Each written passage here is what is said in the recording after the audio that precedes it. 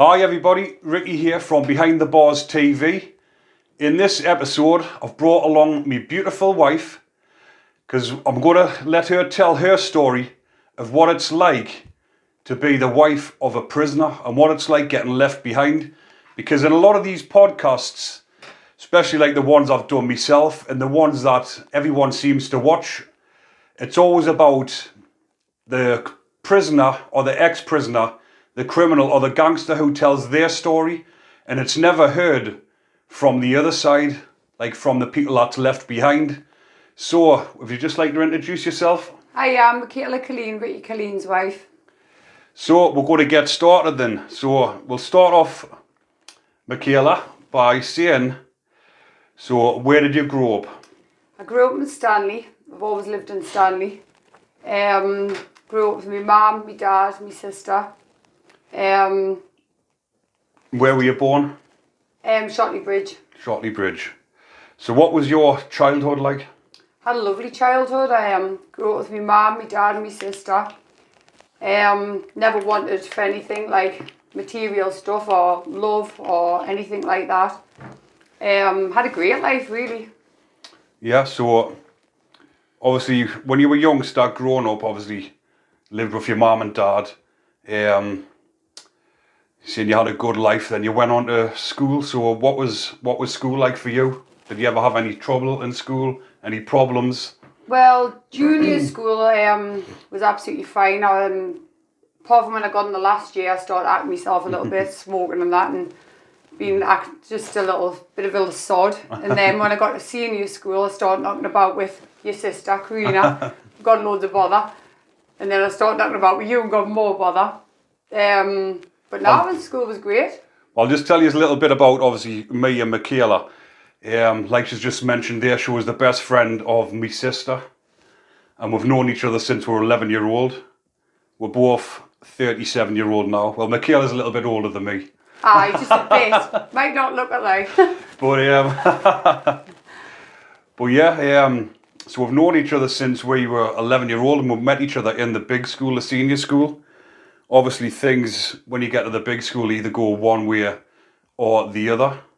But everybody who's listened to my podcasts will have an idea. But the ones that haven't, I'll try and fill you in on the gaps as to why Mikala's answering some of the questions the way she is.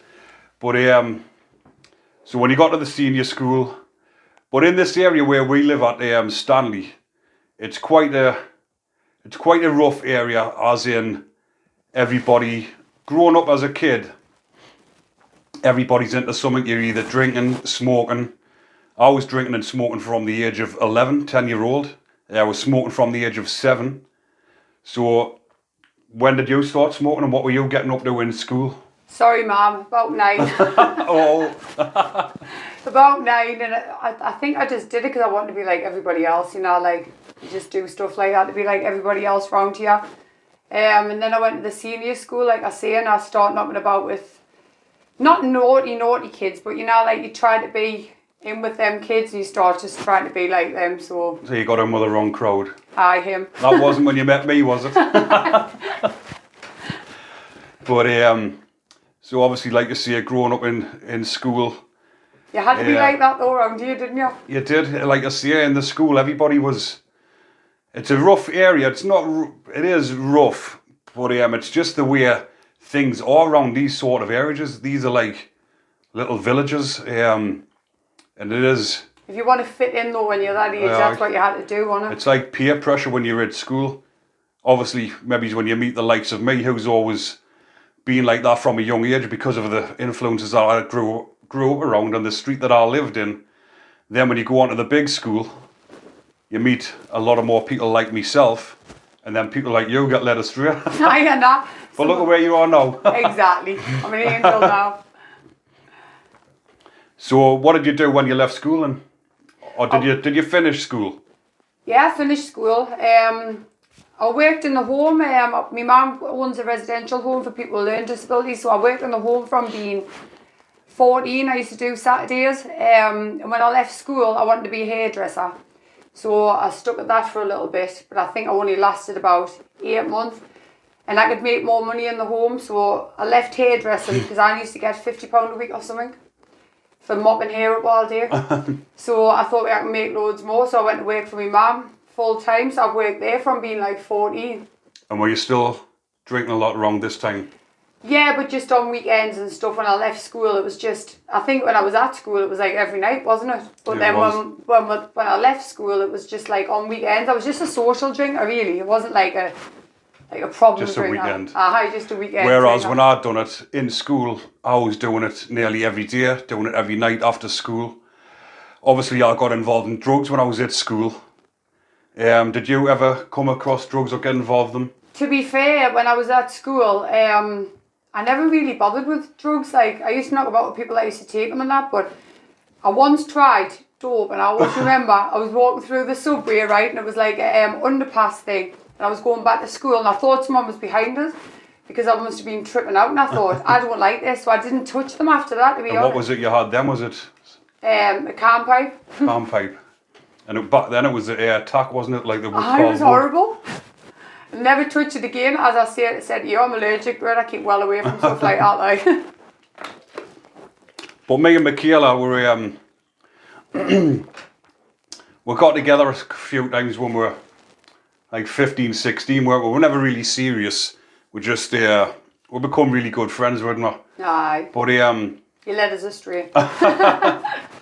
there was one time which I'll tell you about when me and Mikala were both, I think we were 11-year-old, 12-year-old was it? Well, that's another reason why they scarred us from a young age. What happened on this occasion, we'd been in a house party, bearing in mind, like I say, we're 11-year-old and we're in some older person's house, which was a known drug user.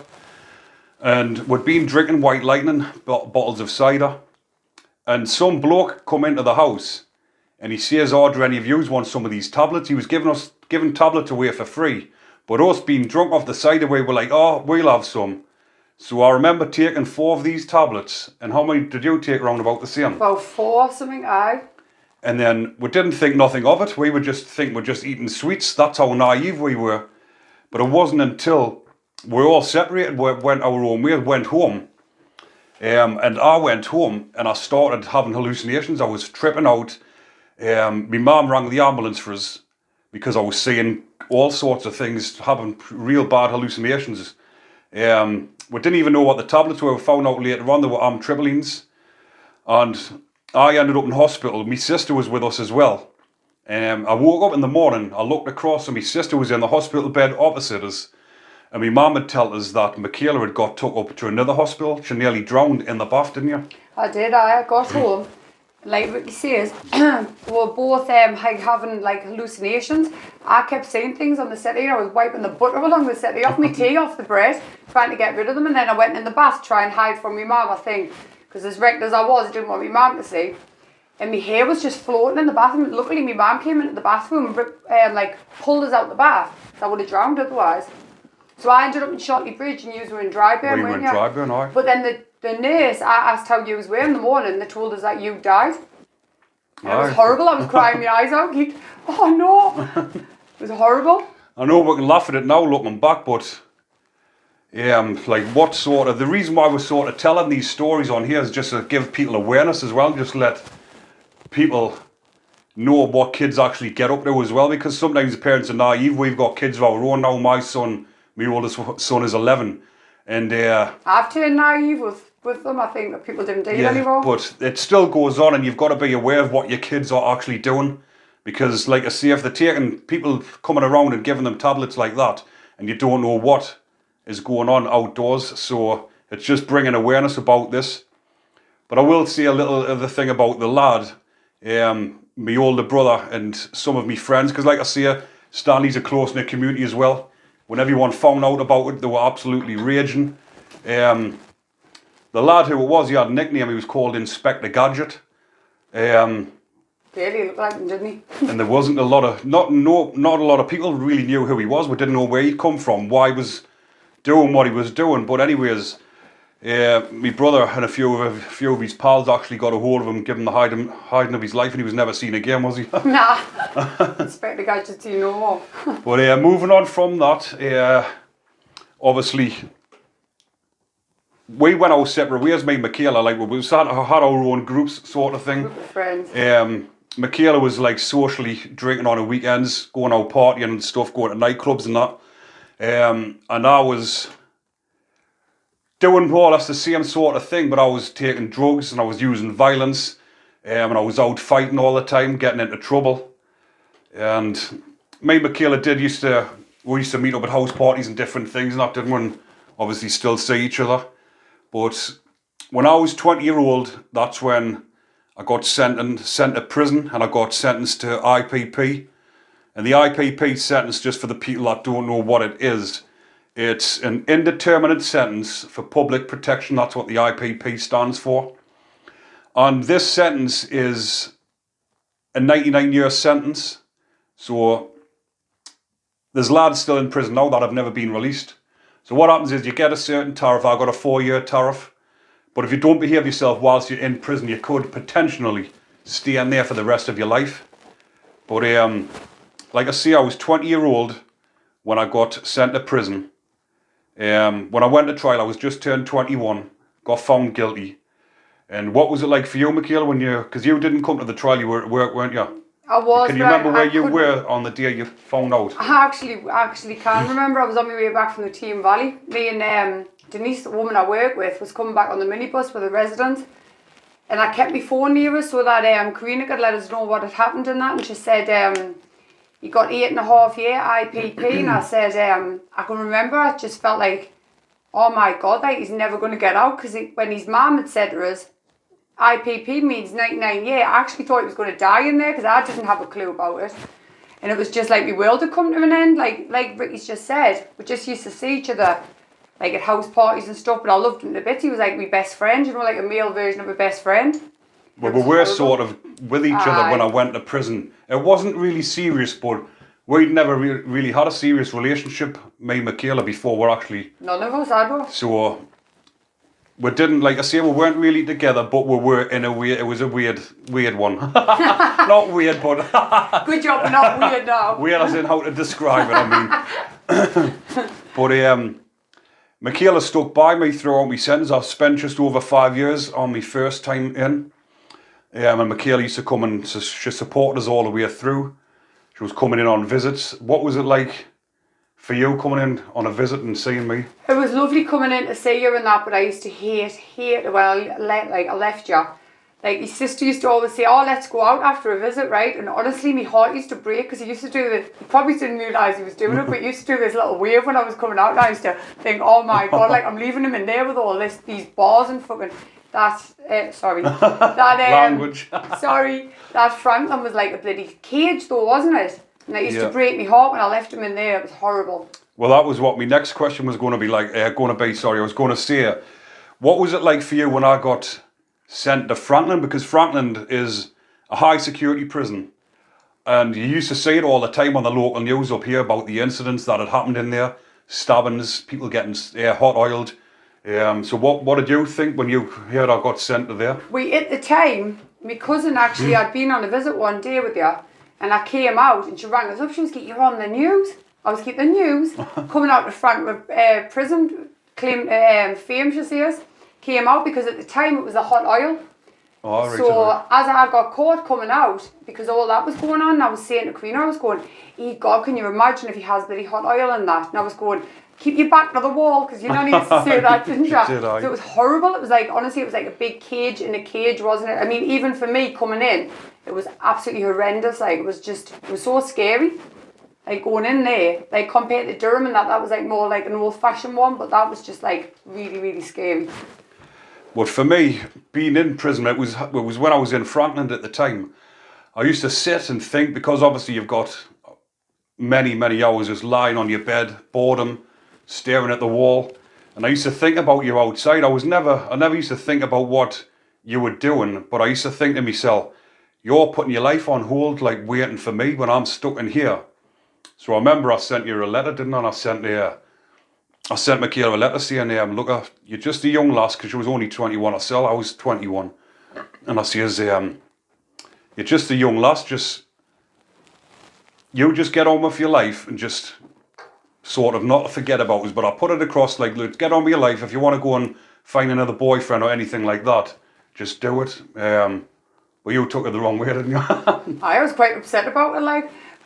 But you know what? I can understand why you said it, but at the end of the day, you writing it on a piece of paper wasn't going to make me forget about you, was it? And move on with your life. My life had crumbled, even at that young age, because, like I say, I wasn't with him properly, but he was the only boyfriend I'd like really loved or anything, so it was just like my world had come to an end, and it's horrible.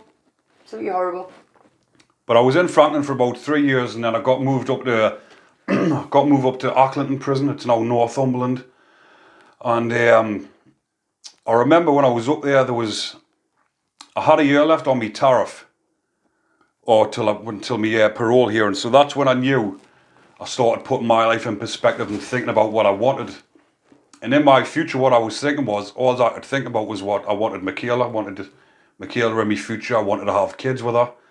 So I actually wrote her a letter, tell her exactly how I felt, but this time I tell her everything, laid it all down, tell her how much I loved her and wanted to be with her. I was shitting myself because I left it on my tabletop on the night time, just like that there. And then in the morning, I went and posted it, but it was only a few days later I got a letter in return. And can you remember when you got that letter? I was actually in the bath, and my sister says, "Oh, Mikala, there's a letter here off Ricky." And I thought it was just like me average letter that I used to get, because we used to write to each other every week still, didn't we? And then when he said that, I was thinking, I started crying. I felt exactly the same. It was proper emotional, because it was like we both felt the same, didn't we? We did, I. Like I say, Mikala was me rock. She was supporting us all the way through, didn't you? I did. But and then what was like when you were coming up on the visits then after that? You used to come up by yourself after that, didn't you? It was a bit nerve-wracking at first, because I'd always come in with his family, and then I started coming in by myself, and that was like first date again, wasn't it? It was. Apart from surrounded by prison officers and that, and other people. Did you feel nervous when you gave us a kiss? I did. Not. You're only joking. But it wasn't long after that. Obviously I had to wait. My parole was delayed and all that, and I got released after about, I think it was just over 5 years. So can you remember when I tell you? What was it like for you when I tell you I was getting released? Oh, it was just, I remember the phone call. I was actually at my grandma's. Bless her, she's not here now, but I was at my grandma's. And he rang us up and said he was getting released, and I was just absolutely flabbergasted. I never thought that day would come again. It was just it was unreal. So I got really, like I say, I got out. Mikala was waiting for us at the gates, and I moved straight in with Mikala. So you'd been living by yourself for how long? About 4 months. I got the house off. I rented it off my auntie, but I knew Ricky was getting out, so I knew he was moving in with us. But we'd never lived with anybody before, had we? So it was like it was crazy. Because then he moved straight in with us, and it wasn't all easy at first, because he wasn't used to sleeping with me, I wasn't used to sleeping with him. Remember, we needed our own space in the bed. My foot used to touch his, used to be, oh. Like I say, this is what people need to be aware of as well, people coming out of prison. Strange. That if you've got a loved one in prison who's coming out, and they've done quite a lot of years, because any time that you've done over a year, 2 years is a long enough time. When you've been by yourself all that time. And like I say, it was great being out, the feeling, but it was weird to explain, because it was hard living with someone else. It was hard, like, obviously for you as well. Like being on the outside, it was hard, because I wasn't used to living with anybody, he wasn't. But like, even like I've just said, sharing a bed, like just sharing our own space together. Like using like the same bathroom and taking turns. We only had one toilet. It was just crazy. But I couldn't. We adjusted quick, like. We did. It took about 2 weeks, I'd say 2 or 3 weeks. But I couldn't sleep for about, it was nearly 2 weeks, wasn't it? About 2 weeks. Oh, it was awful. 5 o'clock in the morning, I'd still be lying there. I hadn't been to sleep. But then I'd be the size of me, size of her, arm like that, on the edge of the bed. I'm still the same. I remember one morning, I'd been lying there for that long, and she was right. I was going, for fuck's sake. I was thinking, I can hear ya. You see, I can hear you. So it did take some adjusting, Took but some adjusting, like. we got there. But luckily, like I say, we stuck by each other and got through it because it was hard them first couple of weeks. It was. But Mikala thought I didn't want to be there because of the way I was, and she didn't understand the way I was feeling. I didn't, to be honest, the first time. I was full of anxiety. I felt, like I say, it was the feeling of being out was amazing. But then you've got that feeling of anxiety inside of you, and it was quite hard. We both wanted it so much, but then when you had it, and like you getting used to being out, it was just. I thought he didn't want to be there, but he did. It was just anxiety, being stupid. Keep thinking loads of daft thoughts. But we got there. We got there and we found out 4 weeks later that she was pregnant. For 4 weeks. First day he got out. Oh, she was getting it in before me this time. I guess you've told the universe. My dad definitely knows now. Aye, so like I say, 4 weeks later. But everything was falling into place because it was everything we wanted, wasn't it? It was, aye. And yeah. We're right at the right age and that, we're both settled, weren't we? Both settled. I had a different mind on us. I set my own business up. So we're both going out to work. Like I say, we had our first kid, our little Ricky, after 9 months, obviously. 9 months. But, to the day. And then not long after, well, how long after was it? 17 months, I had Kira. Then there was 3 years between. No, we're not getting around that bit yet. Steady Sorry. on, getting ahead of ourselves. I'm the talkative one. But so we had 2 kids together. Obviously, we're going to talk a bit about bad experiences as well. It was when we had our first kid. It was with Ricky, wasn't it? When we both experienced like a death. Yeah. And it was Mikala's grandma. I got a phone call off Mikala's mum, Andrea, and I went. She says, "Can you take us up to my mum's? There's something wrong with my mum." So I took her up, and when I got there, Mikala's grandma, rest in peace, she was lying behind the door. She was actually dead. She'd had a heart attack, and this was the first sort of death that I'd actually experienced. And we had a big effect on both of us, didn't it? And my grandma was like my second mum, but she welcomed you in, didn't she? She did, she loved us. She used to have me puffing these pillows up and making them cheese toasties and everything as soon as he went in. She loved Ricky.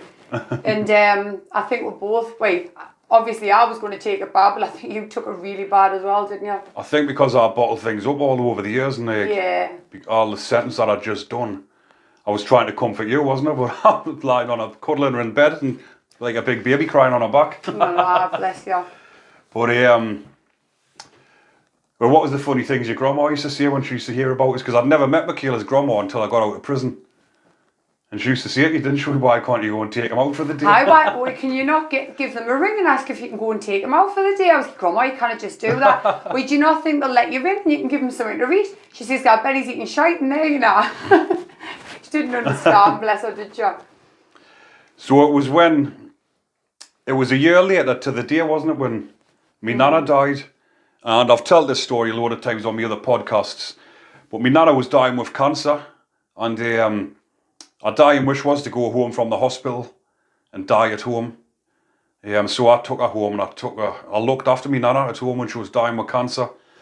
But obviously Mikala was just about to drop with our second baby, with Kira.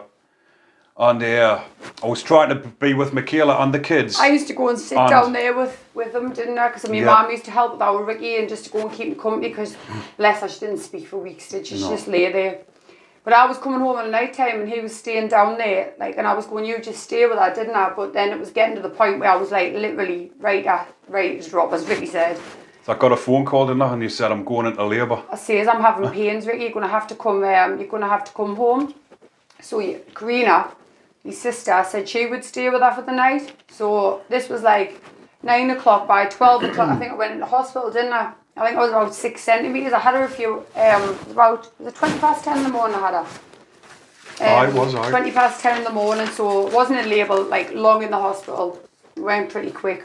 So that had a massive effect on us and all, didn't it? Yeah, because... It did, but then in a way, because she was dying and she was suffering, we wanted her to just to go and be at peace, didn't we? You become a bit selfish though, because like Ricky said that, but I still used to look at her when she was lying in the bed and I was thinking how funny she was, and you didn't want them to go, and even when you like Ricky says, you want them to go because you want them to be at peace, but then in another way you didn't want them to leave you either, because she was such a character, wasn't she? Oh, she was funny as out, wasn't she? Proper funny character in Anna, like. But so what happened was, like I say, Kira was born in the morning at 20 past 10. My nana had been put in the hospice, and I went. My brother had rang us up and said, "Can you get to the hospice quick?" Like my nana's only got, she's going, she's leaving, you know, she's dying. So I flew over to the hospice, and I grabbed my nana by the hand, and I held her hand. I said, "Nana, Kira's been born, didn't I?" And I says, "You can go now. You can be at peace." And she just went. Took her breath in my hand. She just waited for us to say them words, and then she went. It was, the feeling was just unreal when I felt her leaving this place. That's all she wanted though. She kept saying to us all the way through, if I see that baby born, and that's what she did. She waited right till the end, and she knew we were both all right, didn't she? She did, aye. But like I say, we're mentioning these things that's happening along with the way, because this is what leaded up to me getting recalled as well. But everything, like I say, everything was going good for us. With me and Mikala, with the kids, I had my own business, she was working. We had a brilliant life between us, but things were happening like outside in our family life that obviously was beyond our control, that was starting to have an effect on my mental state. But a year later, my best friend Toddy, he committed suicide, and I actually went up and found him. I found him hanging. I had to cut him down and give him mouth to mouth, and that was when I wasn't the same person after that, was I? Like, I'll let you say your part. Nah, he wasn't. He was absolutely broken. I used to look at him sometimes, and I used to think, you weren't there, were you? Sometimes you were watching the telly, and the tears would be trickling down his face, like he was, or he'd be doing something else, but he was there, but you weren't there. Even like with the band, like I would say, oh, look at that like funny thing, and he was a great dad, but he wasn't there. Like, you would be looking at him, but he would be looking past them as well. Like, he couldn't help it, and I knew that, but it was so sad to watch him. Absolutely horrendous. But that, like I said, this is when my mind started like slipping and feeling all negative again, and everything was bad, and I started, obviously my pal, best friend Hopi, he was with us when we found Toddy. And the pair of us, when we used to get together a couple of times a week, we didn't do it around the kids, but no, they used to go out, and they used to go to people's houses that didn't have kids. And we used to sit and get more drunk. I would ring them, and do you know, he was such a nice person, so he would go, oh, I'm just sitting with these, and he would FaceTime us, because he didn't want to be away from home, did you? But no, he didn't want to be around us either, and I used to look at them, and I used to think, God bless them, man. It was awful to see, because they were just totally empty, you and Hobie, just for years and years. I mean, Hobie, it was actually on his Ben's birthday, wasn't it? It was, alright. And that Ben never had a birthday, like a proper birthday for years, because every anniversary, we would do something with the Ben, but then they would go off because they didn't want to be around us. And it was just so sad to watch both of us. They were just like shells, weren't you? But at least they had each other, that's what I used to say, and I think they got each other through it. But again, the reason why we're telling these stories and sharing them as well is to sort of bring awareness to suicide and people's mental health, because Toddy was the happiest lad ever. No one knew that he was never had a smile suffering. On his face, did he? And like I say, no one ever expected it from Toddy. But I'll let you tell, like, after that. About? With your auntie and stuff, and then Ross. Yeah, well, a couple of years later, I felt anger towards her at first, because she knew how much, like... You need to tell them first. Oh, no, I'm going to say it, but I need to say why first. So, wait, how I'm getting tongue-tied here. My auntie, she did the same thing. I was going the streets ahead there, but then he's just interrupted and I was off track. My auntie, she'd done the same thing. It was just absolutely horrific for us to have. It was about 17 months later or something, wasn't it? It wasn't even 2 years later. But I felt there was anger towards it, because I thought she knew what he was like. I mean, I'd lost Ricky 17 months beforehand. He just, like I say, he was an empty shell. Then she did it. It was just like, wow. So I had to try and stay strong, because obviously he wasn't himself. Then he'd had two of them had done it.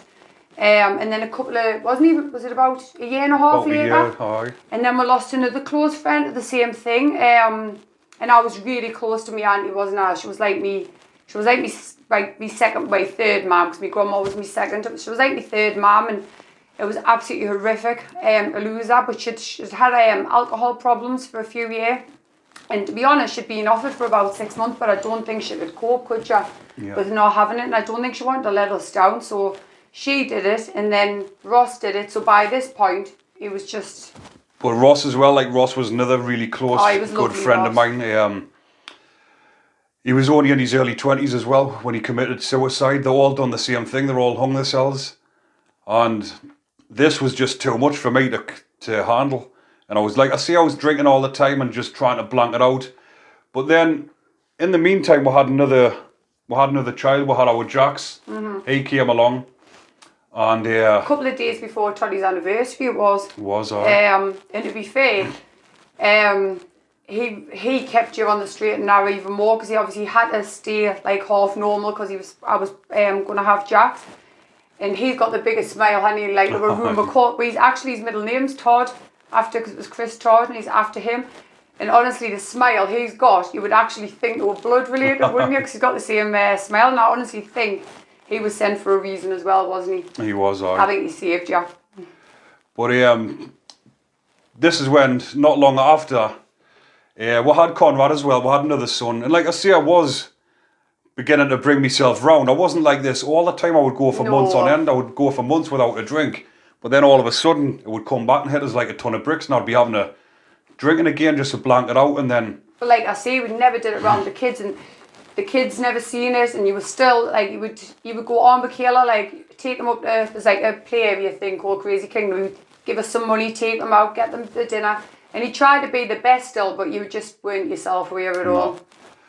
But I'd been out of prison at this point in 9.5 years, and I ended up getting recalled to prison. I bought a stolen car, because at the time I was buying and selling cars. And I bought a stolen car one night when I had a drink. Someone had rang us up, asked us if I wanted a car.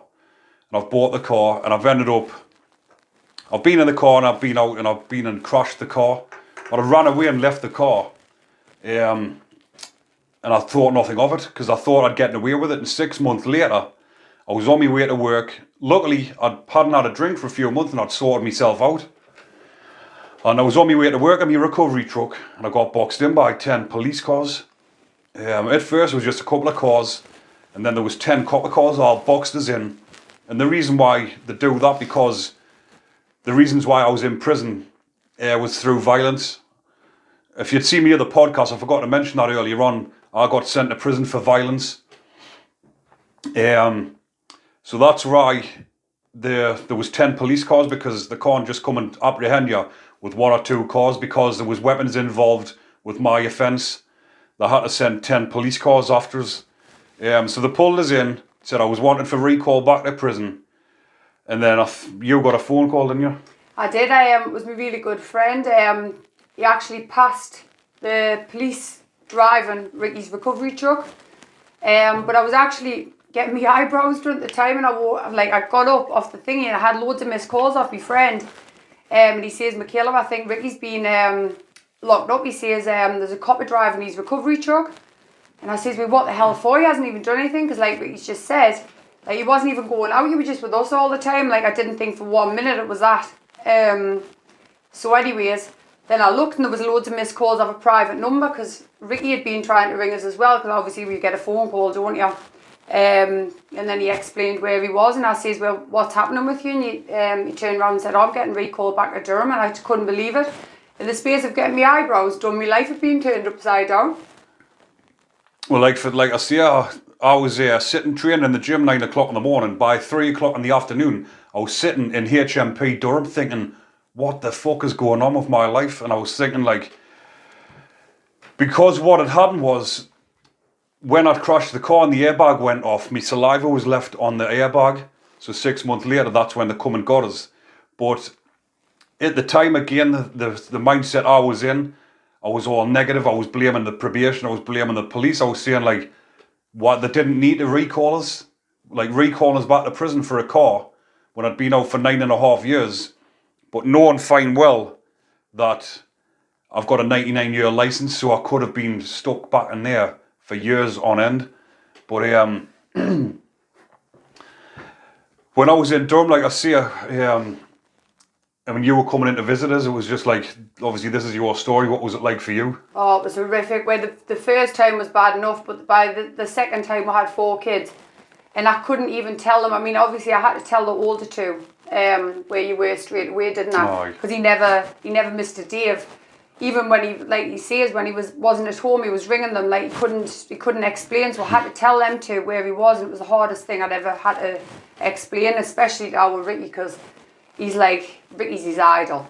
And to tell him that he wasn't coming home and I didn't know when he was coming home just broke my heart. But I had to stay strong as well, like I couldn't cry or nothing, put him in front of them. And the little 2, I just said he'd gone to work. They used to call it the nasty work, didn't they? They did, aye. Because obviously we used to have to say it to them, like we said.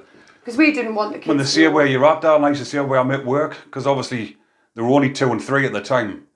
And that's what broke my heart the most as well. Obviously, the kids kept saying, Dad, when you're coming home, but you know, if you were doing a normal sentence and you could just say it to them, like, oh, pardon me, if you just say it to them, give them time. I'll be back in 6 months or whatever. But because I was doing IPP, there's no release date. Couldn't answer them, could you? Plus, I hadn't even been charged with the car, so I had to wait and get everything dragged out to get that sorted out before I would even have to do my license for the car, for the IPP. But to make matters worse, I'd only been in, how long was it? About, you went in, I think it was 4 months. You went in 6 weeks before Christmas, and then we got struck down with the COVID in the March. We were struck down with COVID, so we'd never seen each other for, how was it, 6 months? 7. 7 months. 7 months. But my youngest kid, Conrad, I'd never seen him for... About 11 months, wasn't it? 11 months. No, but I think it was about 10 months. 10 months. I hadn't seen him because obviously when the visits reopened after 7, 8 months, there was no contact. You used to have to sit like over the other way, about 10 foot away. So you just sit with a mask on. And how could I have my 3-year-old? So he was 3-year-old at the time. I couldn't actually have him up on a visit because how could you say to your son, don't come over here, stay there, you know what I mean? So it wasn't even just that. I remember when I booked the visit and I said, can I bring my youngest child in? He's only 2, and they said, you'll get a visit ban if the Ben touches him. So I couldn't even take him in, so it was just, there was no go taking him in. We used to speak to him every day, but it was just horrible, wasn't it? So what was, I've never wrote this one down, but just popped in my head, what was your interaction like with the officers when you used to come in on a visit? To be honest, they were mostly alright. They were actually, because it was the same ones, because didn't we used to have set days at first, didn't we? It was every Friday. And it was the same ones, and there was this lovely man on, just a young lad, and he used to be lovely with the kids, I remember. And he used to say, your dad will be home from, because the little 2, like I say, he used to say it was work.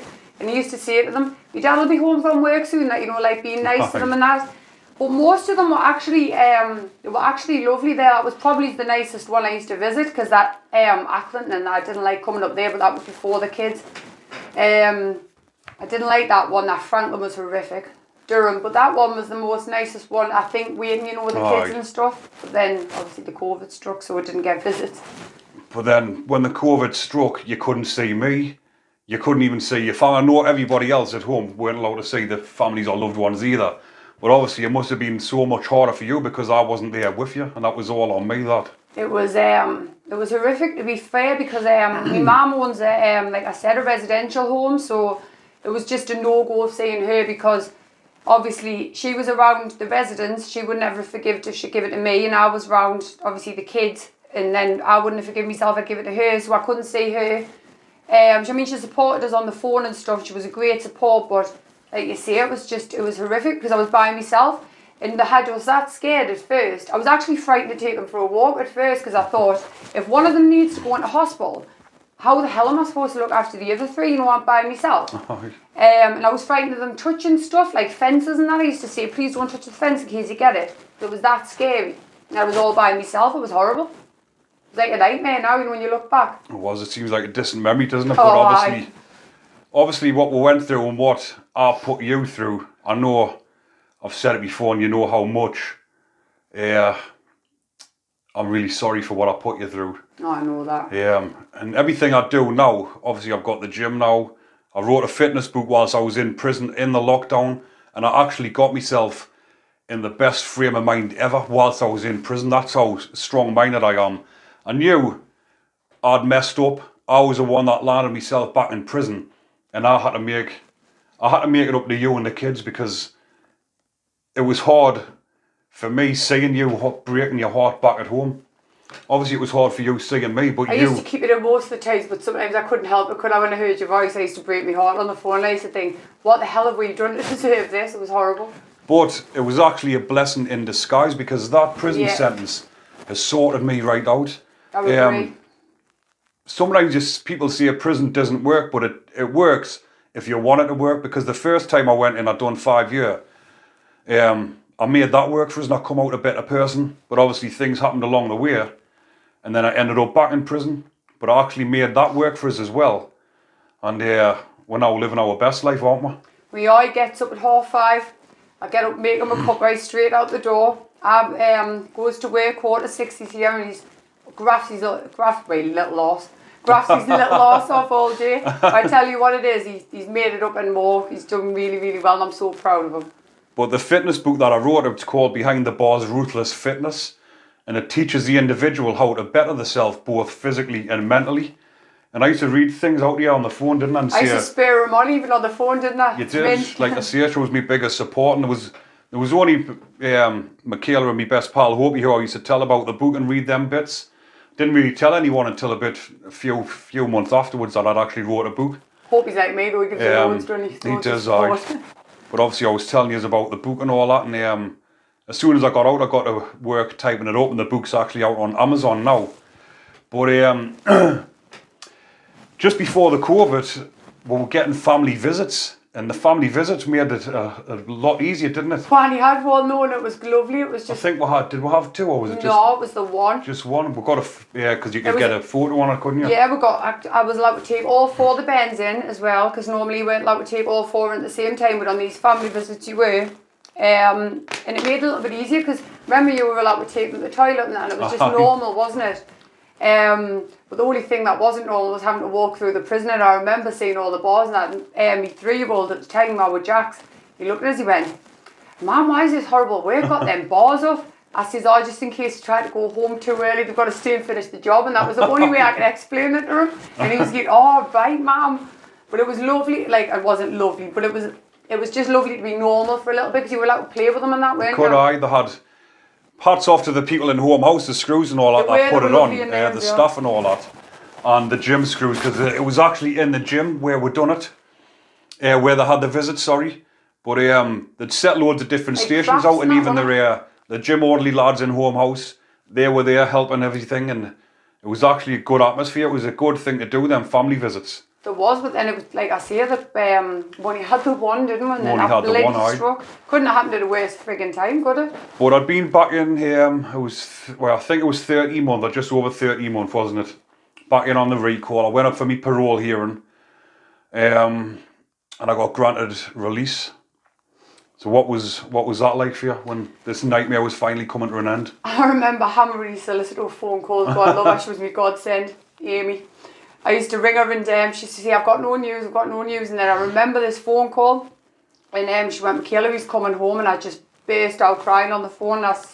She went, "It's coming to an end," because we became quite close, didn't we, on phone calls and that, because she was lovely. She became like a listening ear, because you understood and that, and she says he's coming home, and I remember just bursting out crying, thinking he's coming home, like it's coming to an end and that, and it just felt like my nightmare, our nightmare was finally over.